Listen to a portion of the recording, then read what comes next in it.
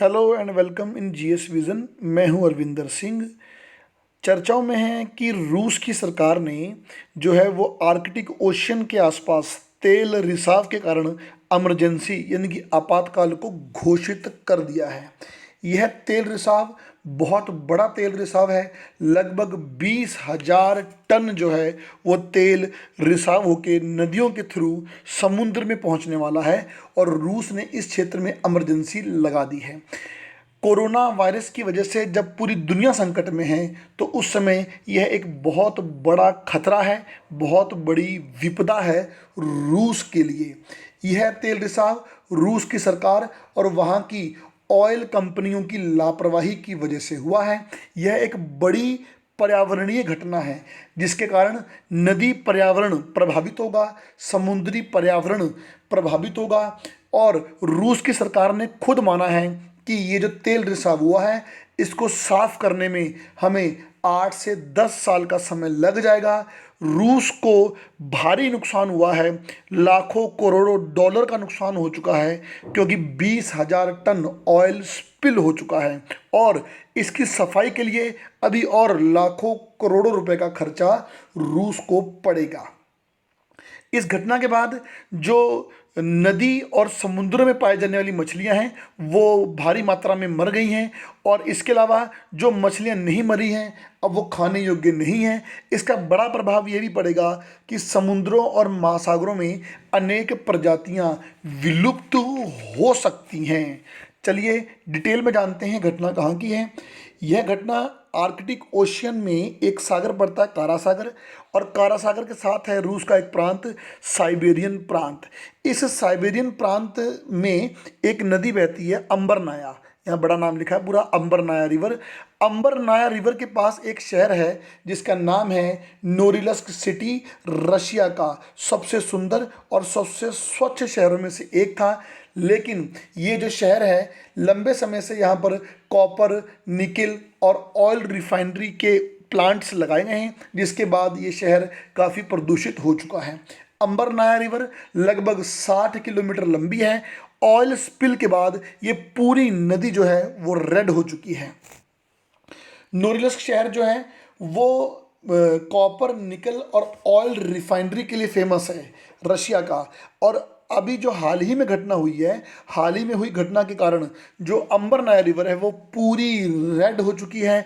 इस प्रकार कुछ दिखाई दे रही है, ये तेल इस नदी में आ चुका है। इसकी सैटेलाइट इमेज कुछ इस प्रकार से है। तो बहुत बड़ी मात्रा में ऑयल जो है वो स्पिल हुआ है। आंकड़ों के अनुसार लगभग 20,000 टन जो है वो ऑयल स्पिल इस क्षेत्र में हो चुका है। इसके पीछे, इस घटना के पीछे जो मुख्य कारण है वो ये है कि जो ये शहर है नोरिलस्क शहर, ये यहाँ पर अनेक ऑयल रिफाइनरीज हैं रूस की।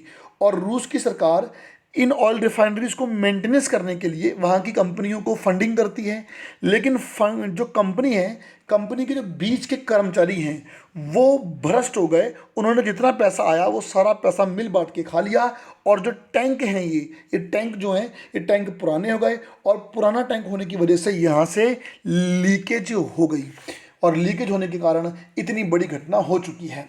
मैं आपको एक बात और बता दूं कि जो रूस है 2019 के करप्शन डेटा में रूस की रैंक 137 है, जबकि कुल देश थे 198, उसमें रशिया रैंक 137 है, इंडिया 180 है। यानी कि भारत से भी कहीं ज़्यादा करप्शन जो है वो इस समय रूस में पाया जाता है। वहाँ के आला अधिकारी भ्रष्ट थे, उन्होंने सरकार से आए पैसे को आपस में बांट के खा लिया, जिसके बाद ऑयल जो टैंक थे वो पुराने हो गए, लीकेज हो गई और एक बड़ी घटना, एक बड़ी पर्यावरणीय घटना घटित हो चुकी है। बड़ा खतरा यह है कि कुछ शैतानी तत्व जो हैं वो इस क्षेत्र में आग लगा सकते हैं, क्योंकि जब ऑयल स्पिल होता है तो ऑयल स्पिल में नदियों में, समुद्र में आग लगाई जा सकती है। इसलिए अंबरनाया नदी के साथ साथ रशिया ने पूरी फौज तैनात कर दी है और उसके बाद इस क्षेत्र में इमरजेंसी घोषित कर दी गई है। यह पहली बार नहीं है कि रूस के इस शहर में घटना घटित हुई है। रूस के इस शहर में 2016 में भी ऐसा हुआ था। आज से लगभग 20 से 25 वर्ष पहले ये रूस के सबसे सुंदर शहरों में से एक था, लेकिन 20 से 25 साल तक यहाँ इतनी ऑयल रिफाइनरीज को डेवलप किया गया है, जिसके बाद ये शहर रूस के सबसे प्रदूषित शहरों में से एक हो चुका है।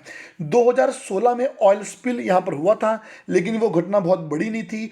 उस घटना के बाद यहाँ पर इस शहर की जो छवि है वो दुनिया में ये बनी कि यहाँ पर लाल नदियाँ, रेड रिवर्स बहती हैं, क्योंकि ऑयल स्पिल यहाँ पर होता रहता है, तो इसलिए रेड रिवर यहाँ बहती है। यहाँ पर इस शहर की इमेज कुछ इस प्रकार से बनती है। क्योंकि यहाँ पर ऑयल रिफाइनरीज बहुत हैं, ऑयल रिफाइनरीज से सर्वाधिक सल्फर गैस निकलती है, और सल्फर गैस जो है वो वायुमंडल में वाटर वेपर से मिलकर एसिडिक रेन करती है, यानी कि इस शहर में एसिडिक रेन भी भारी मात्रा में होती है। यहाँ के लोगों का एक एलिगेशन और भी है कि जो हमारी सरकार है वो सरकार सेफ्टी पर्पस को ध्यान में रखते हुए ऑयल रिफाइनरीज नहीं लगाती। ऑयल रिफाइनरीज और सल्फर गैस के अधिक रिसाव के कारण इस क्षेत्र को मोस्ट डिप्रेसिंग सिटी भी कहा जाता है। अगर समुद्रों में, नदियों में ऑयल स्पिल हो जाए, उसे कंट्रोल कैसे कर सकते हैं? तो पहला जो मेथड है इसको बोलते हैं डिस्प्रेशन। डिस्प्रेशन मेथड क्या होता है कि जहाँ पर आपका ऑयल स्पिल हुआ है वहाँ पर आप डिटर्जेंट डाल दीजिए। डिटर्जेंट डालने के बाद क्या होता है कि जो ऑयल होता है उसके बुलबुले बन जाते हैं, और बुलबुले बनने के बाद वो हवा में उड़ जाता है। लेकिन इस घटना से क्या होता है कि जो जलीय पारितंत्र है, यानी कि जो ओशनिक या रिवर इकोसिस्टम है, उस पर भारी प्रभाव पड़ता है। दूसरा मेथड है बर्निंग, यानी कि जहाँ पर तेल रिसा हुआ है वहाँ पर आग लगा दीजिए। इससे भी समुद्री पर्यावरण पर भारी प्रभाव पड़ता है। तीसरा जो है वो है बूम। बूम का मतलब होता है कि उस क्षेत्र में आप एक दीवार बना दीजिए। दीवार बनाने से क्या होगा, आप वो दीवार जो है वो अनेक प्रकार से बनती है कि जो तेल है वो फैलेगा नहीं, और बाद में इस क्षेत्र में आप आग भी लगा सकते हैं। इसके अलावा स्कीमर होता है। Schemer like a vacuum cleaner इसकी तरह काम करता है।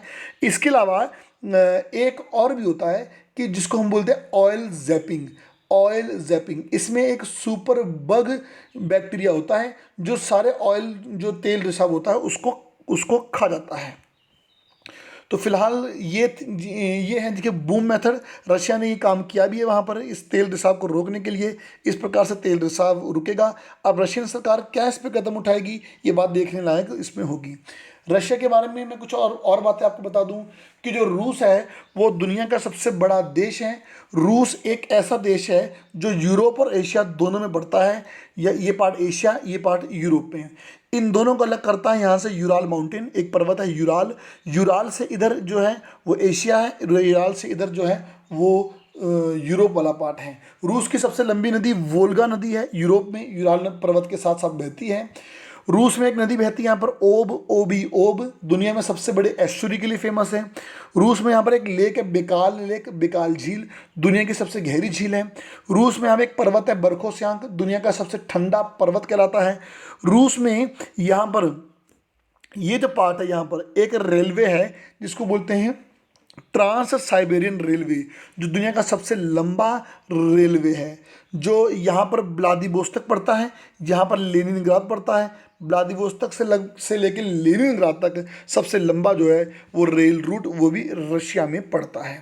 अब मुझे लगता है कि अब वक्त ये आ चुका है कि जितने भी ये ऑयल एक्सपोर्टिंग देश हैं या दुनिया में जितने भी ऑयल प्रोड्यूसिंग देश हैं, इन सबको मिलकर एक संगठन बनाना होगा, और संगठन बनाने के बाद जिस देश में ऑयल स्पिल की घटना होगी उस देश पर भारी पेनल्टी लगाने का प्रावधान करना पड़ेगा, ताकि देश ऑयल स्पिल जैसी घटनाओं के प्रति जागरूक रहें।